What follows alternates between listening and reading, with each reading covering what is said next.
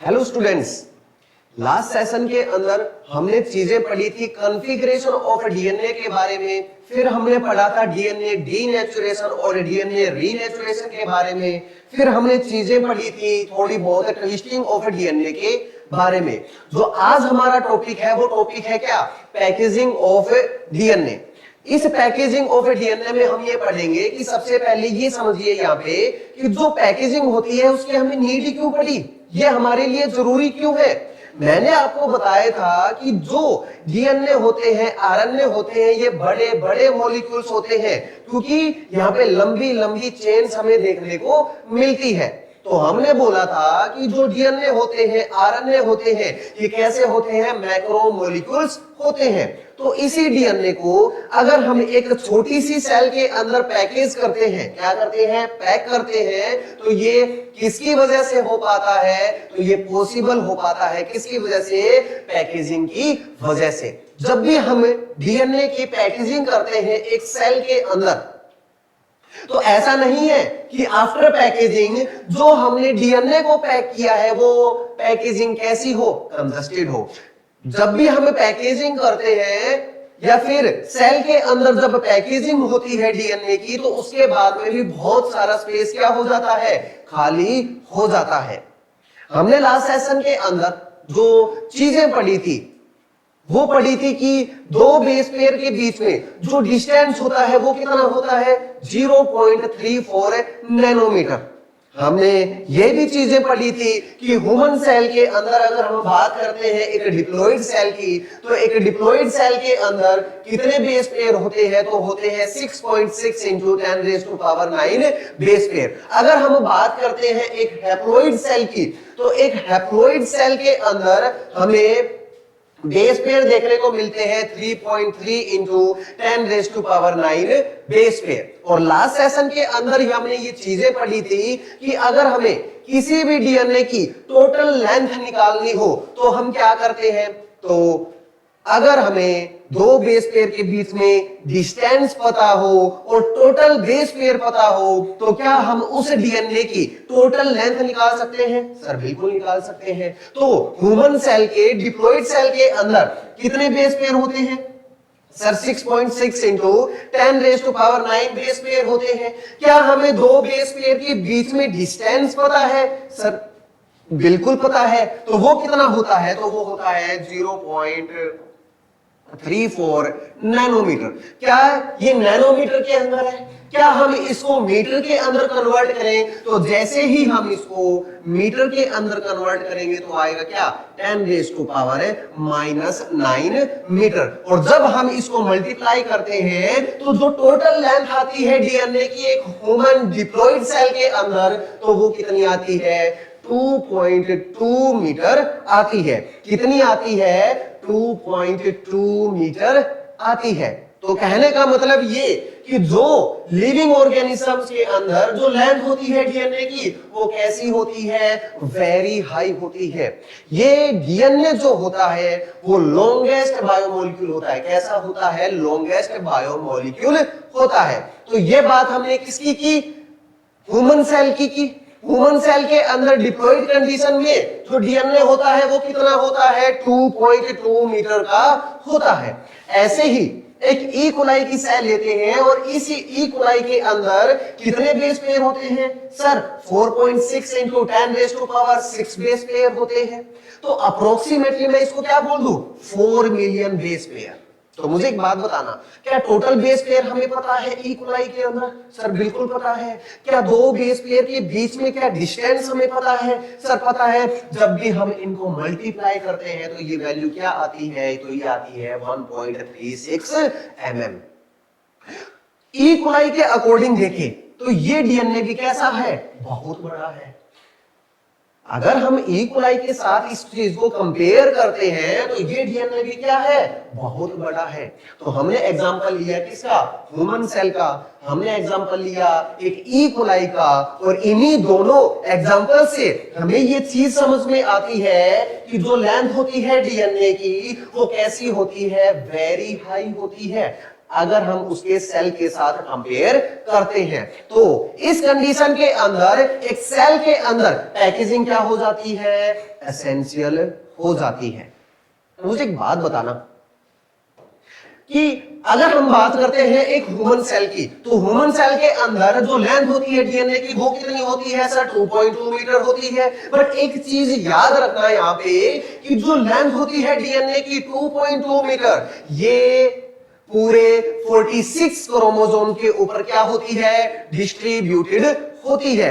46 chromosome की जब हम लेंथ को, उनके क्रोमोसोम की लेंथ को अगर मिला देते हैं तब जाके हमारे पास जो डीएनए की लेंथ आती है वो क्या आती है, 2.2 मीटर आती है। इस चीज को इस तरीके से समझो, मान के चलो ये लेंथ कितनी है, ये है 2.2 मीटर, और ये जो 2.2 मीटर जो लेंथ होती है ये 46 सेगमेंट्स के अंदर क्या होती है, डिवाइडेड होती है। मतलब ये जो लेंथ होती है 2.2 मीटर, ये 46 क्रोमोसोम के ऊपर क्या होती है, डिस्ट्रीब्यूटेड होती है। यहां पे मैं दो स्टेटमेंट बोलना चाहूंगा कि 2.2 metre length of DNA is distributed on one chromosome, गलत, एक क्रोमोसोम के ऊपर डिस्ट्रीब्यूटेड नहीं होती है। दूसरी स्टेटमेंट सुनना, 2.2 metre length of DNA is distributed on all 46 chromosomes, बिल्कुल, मतलब ये जो लेंथ हमने निकाली है ये टोटल 46 क्रोमोसोम की निकाली है। तो याद रखना, अगर 46 क्रोमोसोम की अगर मैं बात करता हूं तो कितनी लेंथ है सर, 2.2 मीटर है, बिल्कुल सही। अगर ये 46 क्रोमोसोम है, अगर मैं आपसे पूछूं 23 क्रोमोसोम की ये लेंथ कितनी होगी, तो वो होगी क्या, 1.1 मीटर। डिप्लॉयड कंडीशन के अंदर जो लेंथ आती है डीएनए की वो कितनी आती है, 2.2 मीटर, और 23 क्रोमोसोम के अंदर जो लेंथ आती है डीएनए की वो क्या आती है, 1.1 मीटर आती है। मुझे एक बात बताना, ये मैंने सेल लिया और इसी सेल के अंदर क्या न्यूक्लियस प्रेजेंट होगा, सर बिल्कुल होगा। क्या उसी न्यूक्लियस के अंदर क्या डीएनए प्रेजेंट होगा, सर बिल्कुल होगा। और इसी जो डीएनए की जो लेंथ है वो क्या है, 2.2 मीटर है। मतलब इतने बड़े डीएनए को क्या हमें अब एक छोटी सी सेल के अंदर एडजस्ट करना पड़ेगा, क्या छोटी सी सेल के अंदर पैक करना पड़ेगा, बिल्कुल करना पड़ेगा। तो एक बात याद रखना, एक छोटी सी सेल, एक सेल के अंदर कितना बड़ा डीएनए प्रेजेंट है, सर 2.2 मीटर है। हमारी बॉडी के अंदर क्या एक सेल ही प्रेजेंट है, नहीं, हमारी जो बॉडी है इसके अंदर मिलियंस ऑफ सेल्स हमें देखने को मिलते हैं, और इन्हीं सेल्स के अंदर डीएनए प्रेजेंट होता है। सर कितना बड़ा डीएनए प्रेजेंट होता है, तो 2.2 मीटर जितना डीएनए प्रेजेंट होता है। सर हमारी जो सेल है उसका साइज क्या है, माइक्रो के अंदर है। मतलब एक माइक्रो साइज की सेल के अंदर इतना बड़ा डीएनए प्रेजेंट होता है। मतलब एक माइक्रो साइज की सेल के अंदर इतना बड़ा डीएनए क्या करना पड़ेगा, पैक करना पड़ेगा। इतना बड़ा डीएनए क्या करना पड़ेगा, बैठाना पड़ेगा। तो बैठाने के लिए यहाँ पे कुछ एक्स्ट्रा प्रोटीन्स आते हैं, उन्हीं प्रोटीन्स को हम बोलते हैं क्या, हिस्टोन प्रोटीन।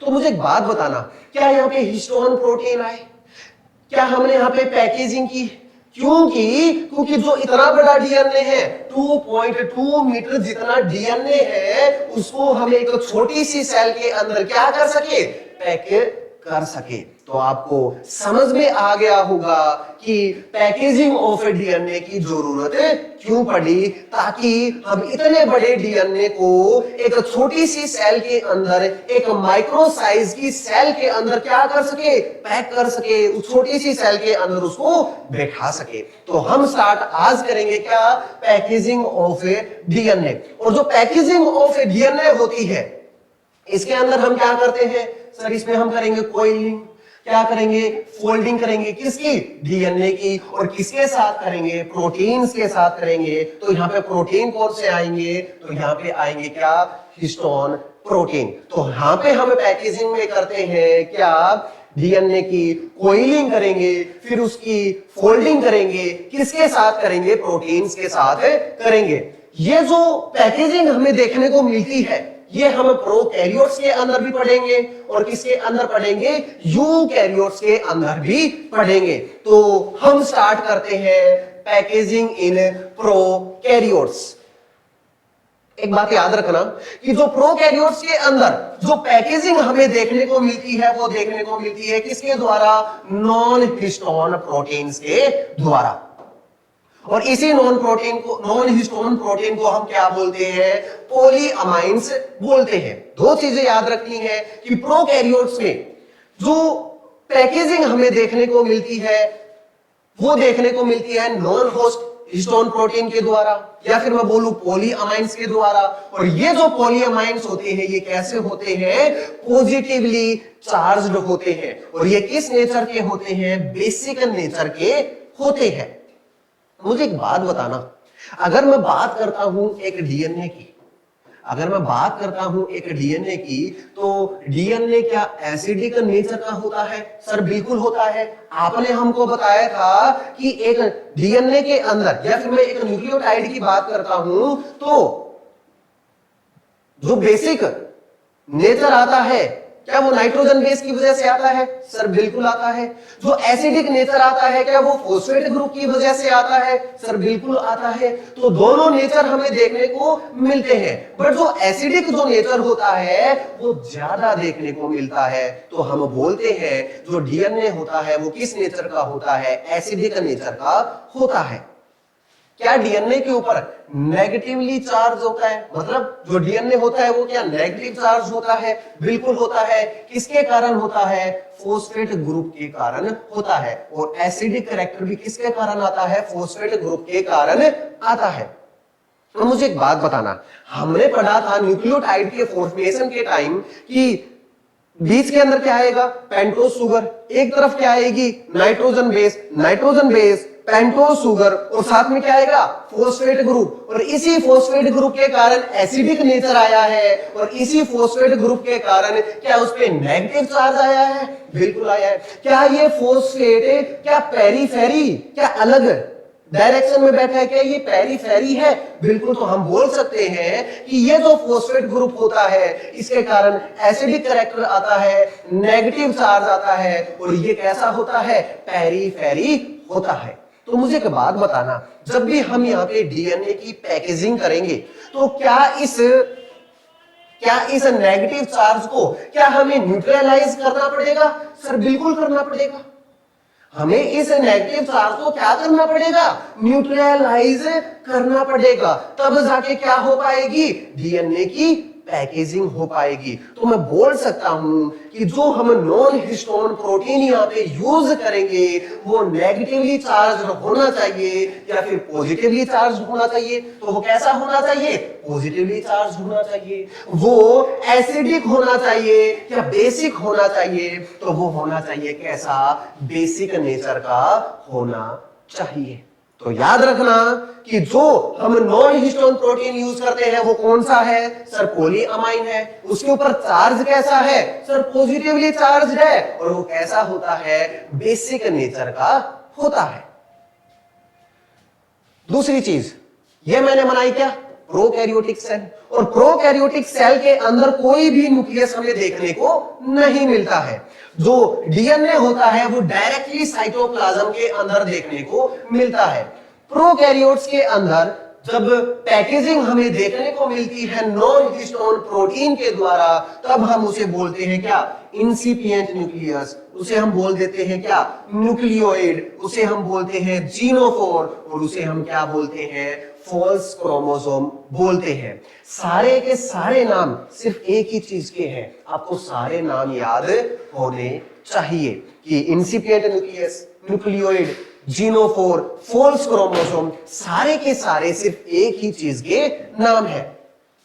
अब मुझे एक बात बताना, हम थोड़ा सा जिक्र करते हैं किसका? पॉलीअमाइन्स का। तो मुझे एक बात बताना, ये क्या है?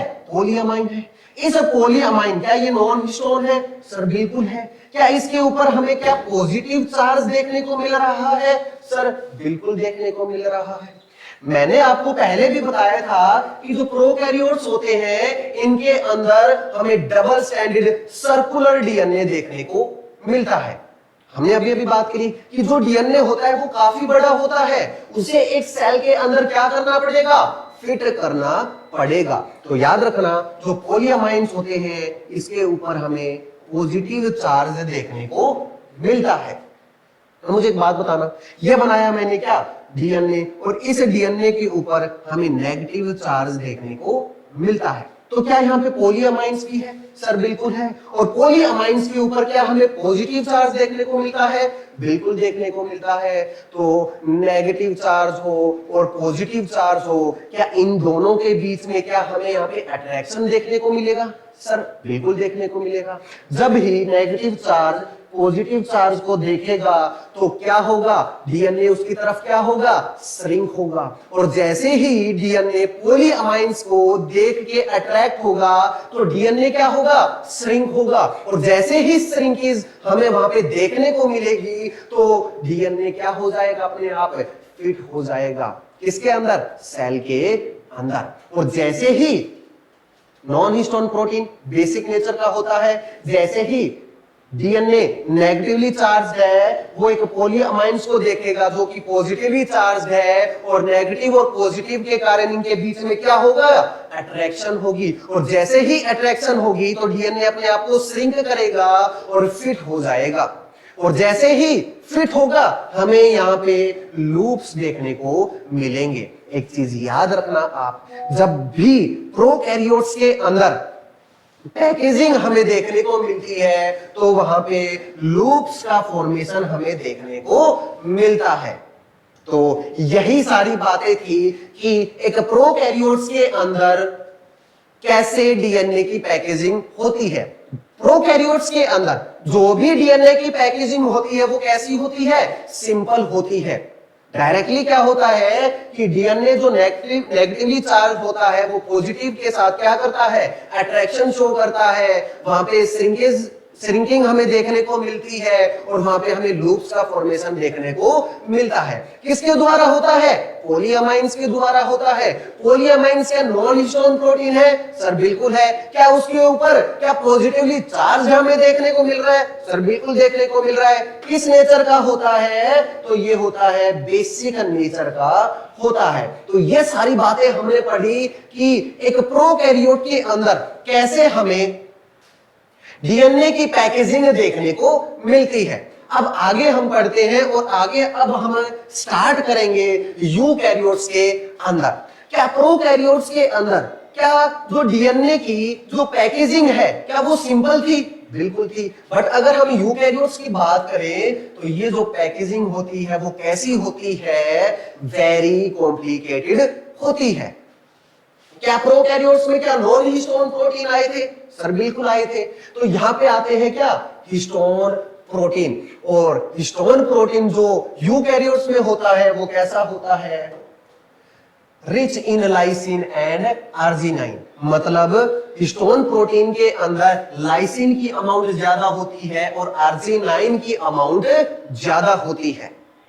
दूसरी चीज, यहां पे जो हिस्टोन प्रोटीन होता है वो भी कैसा होता है, पॉजिटिवली चार्ज्ड होता है और कैसा होता है, बेसिक नेचर का होता है। तो मुझे एक बात बताना, क्या डीएनए नेगेटिवली चार्ज्ड है? सर बिल्कुल है। कैसा है, एसिडिक नेचर का है। जो हम यहाँ पे हिस्टोन प्रोटीन यूज कर रहे हैं क्या वो पॉजिटिवली चार्ज्ड है? सर बिल्कुल है। और साथ ही साथ में किस नेचर का है, बेसिक नेचर का है। मतलब ये जो डीएनए होता है ये क्या नेगेटिवली चार्ज है? बिल्कुल है। और यहाँ पे क्या है, हिस्टोन प्रोटीन है। क्या ये डीएनए इसके ऊपर क्या हम लपेट सकते हैं? क्या इसके अंदर हमें यहाँ पे पैकेजिंग देखने को मिल जाएगी? बिल्कुल देखने को मिल जाएगी। स्टार्ट करने से पहले हम थोड़ा सा पढ़ते हैं हिस्टोन प्रोटीन के बारे में। जो यूकैरियोट्स में जो हिस्टोन प्रोटीन आते हैं वो क्या आते हैं, 5 टाइप्स के हमें देखने को मिलते हैं। कौन कौन से, H1, H2A, H2B, H2B, H3 और क्या आते हैं, H4 आते हैं। बट जो H1 होता है उसे हम क्या बोलते हैं, बाइंडिंग प्रोटीन बोलते हैं, जो कि सिर्फ और सिर्फ सिंगल नंबर के अंदर हमें देखने को मिलता है। बट जो H2A है, H2B, H3 और H4 होते हैं, ये कितने नंबर में होते हैं, तो ये 2 नंबर के अंदर हमें देखने को मिलते हैं। जैसे H2A के 2 मॉलिक्यूल्स आए तो फॉर्मेशन हुआ किसका, H2A डाइमर का। और वैसे ही H2B के 2 मॉलिक्यूल्स आए तो फॉर्मेशन हुआ किसका, H2B डाइमर का। तो मतलब H2A डाइमर यहां से आया और H2B डाइमर यहां से आया और इन दोनों को मिला के बोल दिया क्या, H2A प्लस H2B टेट्रामर। ऐसे ही H3 के 2 मॉलिक्यूल्स आए और फॉर्मेशन हुआ किसका, H3 डाइमर का। और ऐसे ही H4 के 2 मॉलिक्यूल्स आए और फॉर्मेशन हुआ किसका, H4 डाइमर का। 2 मॉलिक्यूल्स यहां से आए, 2 मॉलिक्यूल्स यहां से आए और फॉर्मेशन हुआ किसका, H3 प्लस H4 टेट्रामर का। मतलब ये कि H2A, H2B tetramer, H3 plus H4 tetramer, इन दोनों टेट्रामर को जब हम जोड़ देते हैं, ध्यान से सुनना, H2A, H2B टेट्रामर, और जब हम इनको जोड़ देते हैं H3, H4 के टेट्रामर के साथ, तो यहाँ पे फॉर्मेशन होता है किसका, ओक्टामर का। तो याद रखना, इस ओक्टामर के अंदर क्या H2A है, सर बिल्कुल है। क्या H2B है, बिल्कुल। H3 और H4 है। बस इस ओक्टामर के अंदर हमें कोई भी H1 हिस्टोन प्रोटीन का मॉलिक्यूल देखने को नहीं मिलता है। तो अभी हमने एक ओक्टामर का क्या कर लिया, फॉर्मेशन कर लिया। ठीक है, अभी हम पढ़ने लग रहे हैं किसके बारे में, हिस्टोन प्रोटीन के बारे में। हिस्टोन प्रोटीन 5 टाइप्स का होता है, H1, H2A, H2B, H3 and H4, जिसमें से जो H1 होता है वो सिंगल नंबर के अंदर हमें देखने को मिलता है। बट अगर हम बात करते हैं इन सब की, तो ये डबल इन नंबर हमें देखने को मिलते हैं। तो मुझे एक बात बताना, क्या हमने यहाँ पे ओक्टामर बना लिया था, सर बिल्कुल बना लिया था। बट आगे पढ़ने से एक चीज अब यहाँ पे आप समझना, क्या ओक्टामर के अंदर क्या हिस्टोन प्रोटीन थे, सर बिल्कुल थे। और क्या हिस्टोन प्रोटीन के ऊपर क्या पॉजिटिव चार्ज हमें देखने को मिल रहा था, बिल्कुल देखने को मिल रहा था। बट एक बात याद रखना, वो पॉजिटिव चार्ज इस तरीके से अरेंज होता है कि ओक्टामर के सरफेस के ऊपर क्या आ जाए, पॉजिटिव चार्ज आ जाए। तो मुझे एक बात बताना, क्या इस ओक्टामर के ऊपर क्या पॉजिटिव चार्ज आ गया है, बिल्कुल आ गया है।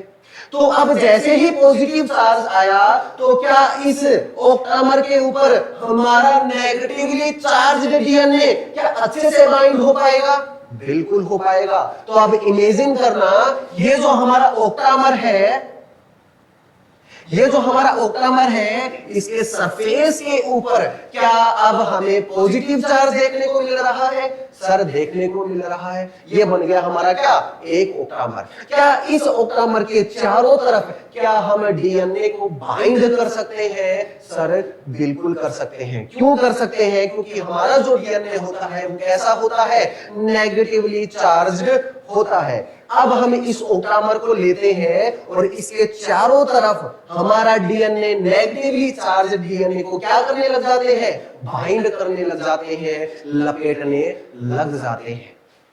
तो ये हमने बनाया क्या, ओक्टामर। और इसी ओक्टामर के चारों तरफ जो डीएनए होगा वो क्या होने लग जाएगा, बाइंड होने लग जाएगा। तो एक चीज और समझना कि यहाँ पे जो डीएनए बाइंड होता है, कि डीएनए के कितने टर्न्स हमें देखने को मिलते हैं, तो देखने को मिलते हैं, तो ये टर्न क्या हुआ, एक कंप्लीट हो गया।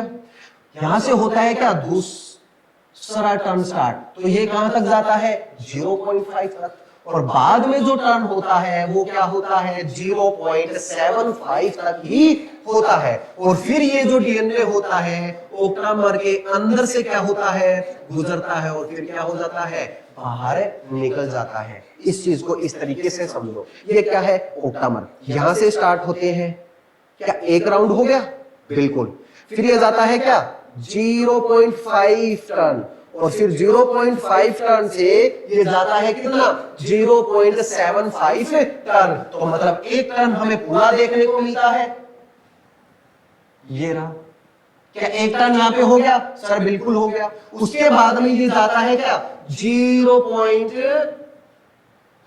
क्या जाता है 0.5 टन, और फिर उसके बाद में जाता है क्या 0.75 टन। तो डीएनए का जो टोटल टर्न हमें यहाँ पे जो देखने को मिलता है वो कितना देखने को मिलता है 1.75 टन हमें देखने को मिलता है। मतलब जो डीएनए यहाँ पे टर्न करता है वो कितना करता है 1.75 टर्न करता है। जो भी डीएनए इस ऑक्टामर के ऊपर जो बाइंड होता है उसी डीएनए को हम क्या बोलते हैं बाइंडिंग डीएनए बोलते हैं। जो भी डीएनए इस ऑक्टामर के ऊपर बाइंड होता है उसी को हम क्या बोलते हैं सर बाइंडिंग डीएनए बोलते हैं। अब मुझे एक बात बताना, क्या ऑक्टामर के ऊपर क्या डीएनए को लपेट दिया? सर बिल्कुल लपेट दिया। क्या इसके जो एंड्स होंगे क्या वो अभी फ्री होंगे? बिल्कुल होंगे। और जैसे ही इसके फ्री एंड्स हमें देखने को मिलेंगे तो इसके अंदर जो बाइंडिंग है वो टाइटली हमें देखने को नहीं मिलती है। अब हम उसी H1 हिस्टोन प्रोटीन को लेके आते हैं। किसको लेके आते हैं? अब हम H1 हिस्टोन प्रोटीन को लेके आते हैं। यही H1 protein in free hands को क्या कर लेता है? पकड़ लेता है। इन्हीं फ्री हैंड्स को क्या कर लेता है? जोर से टाइटली क्या कर लेता है? बांध लेता है, जिसके कारण इस बाइंडिंग डीएनए की जो बाइंडिंग होती है वो क्या हो जाती है? टाइट हो जाती है। इसी कारण इस H1 हिस्टोन प्रोटीन को हम क्या बोलते हैं? बाइंडिंग प्रोटीन बोलते हैं, या फिर मैं बोलूं सीलिंग प्रोटीन बोलते हैं। जो डीएनए इस ऑक्टामर के ऊपर लपेटा गया उसके बावजूद भी थोड़ा बहुत डीएनए क्या यहां बच गया? सर बिल्कुल बच गया। इसी डीएनए को हम बोलते हैं क्या? लिंकर डीएनए बोलते हैं। बाइंडिंग डीएनए वो डीएनए होता है जो ऑक्टामर के ऊपर लपेटा गया, और लिंकर डीएनए वो होता है जो ऑक्टामर से लेके H1 हिस्टोन प्रोटीन तक होता है। एक चीज और याद रखना, ऑक्टामर के अंदर अगर हम देखें तो क्या हमें 8 हिस्टोन प्रोटीन देखने को मिले? सर देखने को मिले। जितने भी हिस्टोन प्रोटीन थे क्या वो डबल इन नंबर थे? बिल्कुल थे। बट अगर हम बात करते हैं हिस्टोन मतलब बात करते हैं किसकी? H1 की, तो ये जो प्रोटीन होता है वो सिंगल इन नंबर होता है। ठीक है, बिल्कुल है। अब मुझे एक बात बताना, इस पूरे को हम क्या बोलते हैं? न्यूक्लियोसोम बोलते हैं। इस न्यूक्लियोसोम के अंदर आता क्या है? सर सबसे पहले इस न्यूक्लियोसोम में ऑक्टामर आएगा। क्या आएगा इसके अंदर? ऑक्टामर आएगा। फिर इस ऑक्टामर के चारों तरफ क्या डीएनए को लपेटा गया? सर बिल्कुल। इसके अंदर क्या आएगा? ऑक्टामर आएगा। फिर इस ऑक्टामर के ऊपर जो डीएनए लपेटा हुआ है, जो बाइंडिंग डीएनए है, सर वो आएगा। बिल्कुल आएगा। इस न्यूक्लियोसोम के अंदर H1 भी आता है, और इस न्यूक्लियोसोम के अंदर हमें लिंकर डीएनए भी देखने को मिलता है। तो न्यूक्लियोसोम के अंदर हमें 4 कंपोनेंट्स देखने को मिलते हैं: octamer, binding DNA, linker DNA और H1। जब भी मुझे एक बात बताना, क्या इस ऑक्टामर के ऊपर क्या डीएनए को लपेटा गया? सर बिल्कुल लपेटा गया। क्या इस अब हम पूछ सकते हैं कि ये जो न्यूक्लियोसोम था, इस न्यूक्लियोसोम के अंदर कितने बेस पेयर आए? इस ऑक्टामर के ऊपर जितना भी डीएनए लपेटा गया 1.75 टन के अंदर कितने बेस पेयर आए? तो यहाँ पे बेस पेयर आते हैं क्या? 200 बेस पेयर। अगर बेस पेयर है तो 200, और नाइट्रोजन बेस की अगर बात करें तो कितने नाइट्रोजन बेस आते हैं? तो 400 नाइट्रोजन बेस हमें देखने को मिलते हैं। तो ये सारा क्या था? न्यूक्लियोसोम। इसी न्यूक्लियोसोम को हम बोलते हैं बेसिक यूनिट ऑफ पैकेजिंग। इसी न्यूक्लियोसोम को हम क्या बोलते हैं? बेसिक यूनिट ऑफ पैकेजिंग बोलते हैं। सर समझ में आया कितने टर्न्स लेता है? 1.75 टर्न्स लेता है। क्या न्यूक्लियोसोम में क्या 4 कंपोनेंट्स होते हैं? सर बिल्कुल होते हैं। इस न्यूक्लियोसोम में कितने बेस पेयर आते हैं? 200 बेस पेयर आते हैं, या फिर मैं बोलूं 400 नाइट्रोजन बेस आते हैं। सर ये हिस्टोन कोड क्या होता है? अब मुझे एक बात बताना, इस पूरे को बोला क्या? न्यूक्लियोसोम। इस न्यूक्लियोसोम में 4 कंपोनेंट्स आते हैं, ओक्टामर, बाइंडिंग डीएनए, H1 और लिंकर डीएनए। इस H1 को मैं हटा दूं और इस लिंकर डीएनए को भी हटा दूं। एक न्यूक्लियोसोम में से अगर मैं H1 को हटा दूं, लिंकर डीएनए को हटा दूं, तो क्या बचेगा मेरे पास? ओक्टामर और उसका binding DNA. Octamer plus binding DNA को ही बोलते हैं क्या? हिस्टोन कोर, या फिर मैं बोलूं न्यू बॉडी। तो याद रखना कि न्यूक्लियोसोम में 4 कंपोनेंट्स आते हैं और हिस्टोन कोर के अंदर सिर्फ 2 कंपोनेंट्स आते हैं। कौन कौन से? एक ओक्टामर और उससे लपेटा गया क्या? Binding DNA. समझ आया? क्या दोनों के अंदर डिफरेंस पता चला? न्यूक्लियोसोम में 4 कंपोनेंट्स आते हैं, हिस्टोन कोर के अंदर हमें सिर्फ और सिर्फ 2 कंपोनेंट्स देखने को मिलते हैं। तो ये सारी बातें थी किससे रिलेटेड? न्यूक्लियोसोम से रिलेटेड। मुझे एक बात बताना, क्या हमारा डीएनए क्या डबल स्ट्रैंडेड डीएनए होता है? सर बिल्कुल होता है। क्या इसके अंदर हम पैकेजिंग करेंगे किसके द्वारा? हिस्टोन प्रोटीन्स के द्वारा इसके अंदर हम पैकेजिंग करते हैं। जब भी हिस्टोन प्रोटीन से पैकेजिंग करेंगे तो यहाँ पे एक स्ट्रक्चर देखने को मिलता है क्या? Beads on string. ये जो बीड्स ऑन स्ट्रिंग जो स्ट्रक्चर देखने को मिलता है, ये किसके अंदर देखने को मिलता है? न्यूक्लियोसोम के अंदर देखने को मिलता है। ये जो स्ट्रक्चर होता है सिर्फ और सिर्फ हम इलेक्ट्रॉन माइक्रोस्कोप से देख सकते हैं। इस चीज को इस तरीके से समझो कि एक थ्रेड लाइक स्ट्रक्चर है, उसके अंदर बहुत सारे हमें क्या देखने को मिल रहे हैं? मोती देखने को मिल रहे हैं। इसी को बोलते हैं क्या? न्यूक्लियोसोम।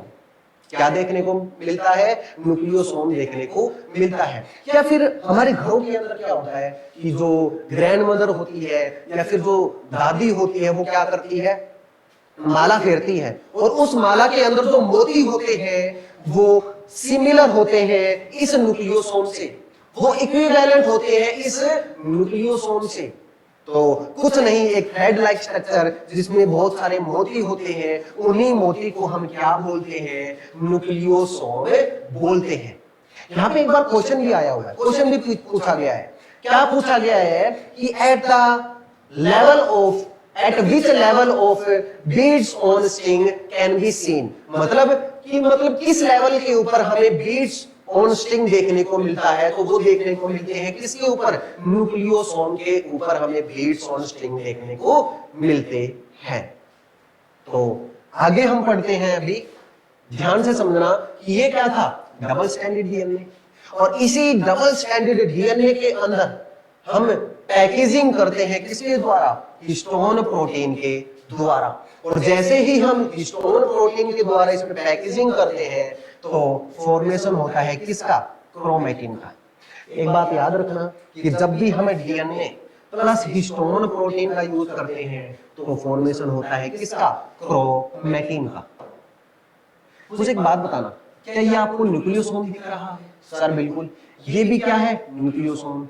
ये भी क्या है? न्यूक्लियोसोम। ये भी क्या है? न्यूक्लियोसोम। ये भी क्या है? न्यूक्लियोसोम। ये भी क्या है? न्यूक्लियोसोम है। इस लेवल के ऊपर क्या होता है? इस वाले न्यूक्लियोसोम और इस वाले न्यूक्लियोसोम में क्या होता है? इंटरेक्शन होता है।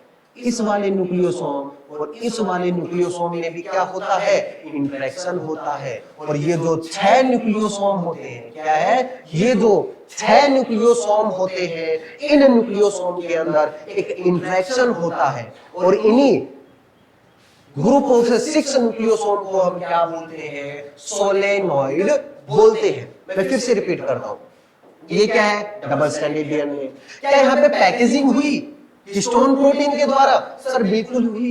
यहाँ पे हिस्टोन प्रोटीन के द्वारा हमें पैकेजिंग देखने को मिलती है। तो यहाँ पे जो न्यूक्लियोसोम थे वो आपस के अंदर क्या करते हैं? इंटरेक्शन शो करते हैं। इन्हीं के अंदर हमें इंटरेक्शन देखने को मिलता है। और इसके आगे भी हमें क्या मिलती है? पैकेजिंग देखने को मिलती है। जो आगे लेवल के ऊपर जो भी हमें पैकेजिंग देखने को मिलती है तो वहां पे क्या काम होता है, ये जो 6 न्यूक्लियोसोम होते हैं ये आपस में क्या करने लग जाते हैं, इंटरेक्शन करने लग जाते हैं। और इन्हीं 6 न्यूक्लियोसोम को हम नाम क्या बोल देते हैं, सोलेनॉइड बोलते हैं। क्या यहाँ पे भी 6 न्यूक्लियोसोम है, इन्हें भी हम क्या बोलेंगे, सोलेनॉइड बोलेंगे। क्या ये भी 6 न्यूक्लियोसोम है, बिल्कुल है, इन्हें भी हम क्या बोलेंगे, सोलेनॉइड बोलेंगे। और जब डीएनए के साथ हिस्टोन प्रोटीन आता है तो उसे हम क्या बोल देते हैं, क्रोमैटिन बोलते हैं। तो मुझे एक बात बताना, क्रोमैटिन के लेवल के ऊपर जब भी हमने डीएनए की पैकेजिंग करी तो कौन सा प्रोटीन आया, सर हिस्टोन प्रोटीन आया। क्या इस क्रोमैटिन के आगे भी क्या पैकेजिंग होती है, सर बिल्कुल होती है।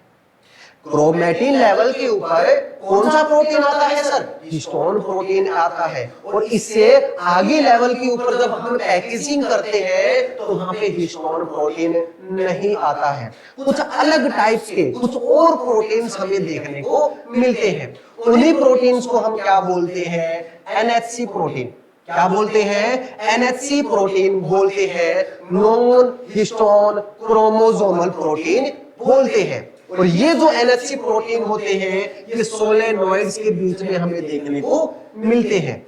और यही जो एनएचसी प्रोटीन है ये हायर लेवल के ऊपर क्या करते हैं, पैकेजिंग करते हैं और फॉर्मेशन होता है किसका, क्रोमोसोम का। दो चीजें आपको यहाँ पे याद रखनी है, स्पेसिफिक चीजें बता रहा हूं। क्या बता रहा हूं कि क्रोमैटिन लेवल के ऊपर अगर आपको पैकेजिंग करनी है तो कौन से प्रोटीन आएंगे, सर हिस्टोन प्रोटीन आएंगे। बट इससे हाई लेवल के ऊपर आपको अगर पैकेजिंग करनी है या फिर मैं बोलूं क्रोमोसोम के लेवल के ऊपर अगर आपको पैकेजिंग करनी है तो वहां पे आते हैं क्या, नॉन हिस्टोन क्रोमोसोमल प्रोटीन, जिसे हम क्या बोल देते हैं, एनएचसी प्रोटीन बोल देते हैं।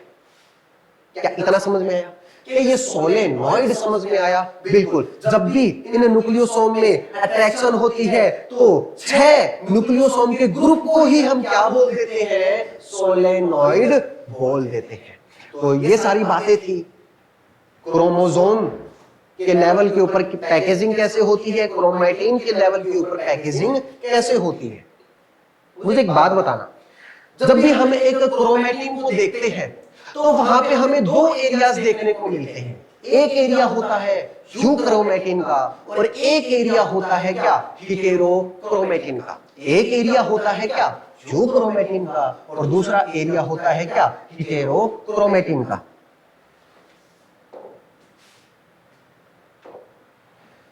अब बात ये आती है कि सर यूक्रोमैटिन और हेटेरोक्रोमैटिन को अगर हम देखना चाहें तो किसके द्वारा देखें, तो इसको हम देखते हैं एक बेसिक डाई होती है, कौन सी, एसीटोकार्मिन की।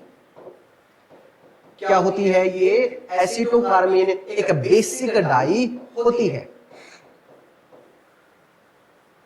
मुझे एक बात बताना, इसी बेसिक डाई को मैंने उठाया और इसी बेसिक डाई को अगर मैं फेंक के मारता हूं तो क्या ये डीएनए से इजीली चिपक जाएगी, बिल्कुल सर इजीली चिपक जाएगी। क्यों, क्योंकि ये जो बेसिक डाई है, मतलब ये जो डाई होती है वो कैसी होती है, सर बेसिक होती है। हमारा जो डीएनए होता है क्या वो एसिडिक होता है, सर बिल्कुल होता है। तो क्या ये बेसिक डाई क्या इजीली डीएनए से क्या चिपक जाएगी, सर बिल्कुल चिपक जाएगी। मैंने एसीटोकार्बन ली और जैसे इसके ऊपर फेंक के मारा तो जहां पे डीएनए की अमाउंट ज्यादा है वहां पे, ध्यान से सुनना, एक जगह है जहां पे डीएनए की अमाउंट लेस है और एक जगह है जहां पे डीएनए की अमाउंट क्या है, ज्यादा है। जैसे ही इस एसीटोकार्बन को फेंक के मारा जहां पे डीएनए की अमाउंट कम है वो एरिया हमें लाइट स्टेन देखने को मिलेगा और उसी लाइट स्टेन एरिया को हम क्या बोलते हैं, एसीटोकार्मिक यूक्रोमैटिन बोलते हैं। तो उस एरिया को हम क्या बोलते हैं, लाइट स्टेन बोलते हैं। बट जहां पे डीएनए की अमाउंट ज्यादा है, ध्यान से सुनना, जहां पे डीएनए की अमाउंट ज्यादा है तो वो एरिया कैसा हो जाता है, डार्क स्टेन हो जाता है। और उसी एरिया को हम क्या बोलते हैं, हेटेरोक्रोमेटिन बोलते हैं। तो क्रोमेटिन के अंदर हमें दो एरियाज देखने को मिलते हैं, एक मिलता है यूक्रोमेटिन जो कि लाइटली स्टेन्ड होता है, और दूसरा एरिया हमें देखने को मिलता है क्या, हेटेरोक्रोमेटिन जो कि डार्कली स्टेन्ड होता है। अब मुझे एक बात बताना, ये क्या है सर, न्यूक्लियोसोम। ये भी क्या है, न्यूक्लियोसोम। ये क्या है, न्यूक्लियोसोम। जब भी हम न्यूक्लियोसोम को देखते हैं और इन्हीं न्यूक्लियोसोम के अंदर जो दूरी होती है वो ज्यादा होती है। मैं अगर बात करूं न्यूक्लियोसोम की, तो न्यूक्लियोसोम क्या है, दूर दूर है। जब न्यूक्लियोसोम दूर दूर होते हैं तो उसी को हम क्या बोलते हैं, उसी को हम क्या बोलते हैं, यूक्रोमेटिन बोलते हैं। मुझे एक बात बताना, क्या यूक्रोमेटिन में क्या न्यूक्लियोसोम दूर दूर है? सर बिल्कुल है। यूक्रोमेटिन वाले एरिया के अंदर जो हिस्टोन होता है वो भी क्या होता है, लेस होता है। अगर यूक्रोमेटिन वाले एरिया में अगर हिस्टोन की अमाउंट कम है तो वहां पे बाइंडिंग नहीं हो पाएगी। अगर उस एरिया में बाइंडिंग नहीं हो पाई तो उस एरिया में पैकेजिंग भी हमें देखने को नहीं मिलती है। और जब वहां पे पैकेजिंग ही नहीं होगी तो वो एरिया कैसा होगा, लूजली पैक्ड होगा। वहां पे हमें लेस कंडेंस्ड एरिया देखने को मिलेगा। मतलब जो यूक्रोमेटिन होते हैं वो लाइट स्टेन्ड होते हैं, यहाँ पे हिस्टोन की अमाउंट कम होती है, बाइंडिंग भी कम होती है और फिर पैकेजिंग भी कम होती है। तो ये एरिया कैसा रह जाता है, ये एरिया लूजली पैक्ड रह जाता है।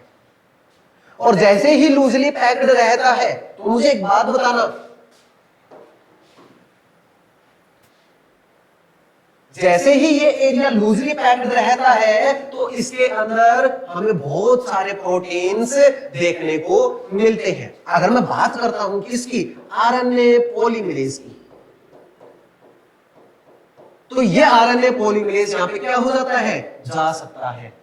और बात ये आती है कि सर ये आरएनए पॉलीमरेज क्या करता है, तो ये आरएनए पॉलीमरेज क्या करता है, डीएनए से किसका फॉर्मेशन करता है, आरएनए का फॉर्मेशन करता है। जब डीएनए से आरएनए का फॉर्मेशन होता है, इसी प्रोसेस को हम क्या बोलते हैं, ट्रांसक्रिप्शन बोलते हैं। तो मुझे एक बात बताना, तो क्या ये आरएनए पॉलीमरेज है, तो क्या ये यहाँ पे जा सकता है, क्योंकि ये एरिया कैसा है, लूजली पैक्ड है। अगर ये एरिया लूजली पैक्ड है तो आरएनए पॉलीमरेज जा सकता है और यहाँ के डीएनए से आरएनए बना सकता है। तो मैं बोल सकता हूं कि ये जो यूक्रोमेटिन वाला एरिया होता है ये कैसा होता है, ट्रांसक्रिप्शनली एक्टिव होता है। तो आपको समझ में आया कि यूक्रोमेटिन वाला एरिया लूजली पैक्ड होता है, यहाँ पे बहुत सारे प्रोटीन्स आते रहते हैं।